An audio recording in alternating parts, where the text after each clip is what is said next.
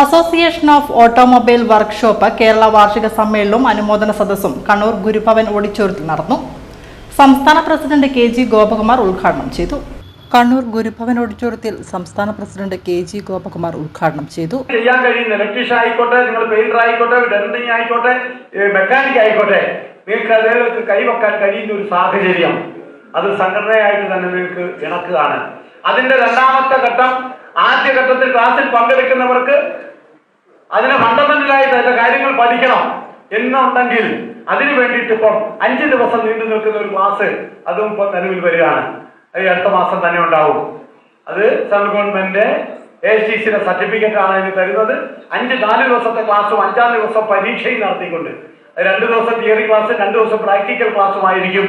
ഒരു കാറ് മൊത്തം അഴിച്ചിട്ടുകൊണ്ട് അതിന്റെ ഏതൊക്കെ ഭാഗങ്ങൾ അഴിക്കാം, ഏത് രൂപത്തിൽ അഴിക്കാം, എങ്ങനെയൊക്കെ നമുക്കത് മെയിൻറ്റെയിൻ ചെയ്യാം, തിരിച്ചതെങ്ങനെ സെറ്റ് ചെയ്യാം, ഈ രൂപത്തിലുള്ള കാര്യങ്ങൾ നമ്മൾ പഠിപ്പിക്കുന്നു.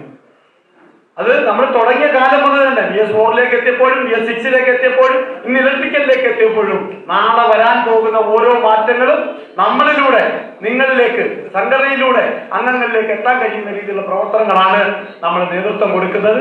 അപ്പൊ അത് നിങ്ങൾ തരുന്ന ഒരു മാസവധി ആയിക്കോട്ടെ, ഏത് രൂപത്തിലുള്ള വരുമാനം ആയിക്കോട്ടെ, നിങ്ങളിലേക്ക് പല രീതിയിൽ നിങ്ങൾക്ക് തന്നെ പ്രയോജനം ചെയ്യും എന്നുള്ള രീതിയിലാണ് നമ്മുടെ പ്രവർത്തനം പോകുന്നത്.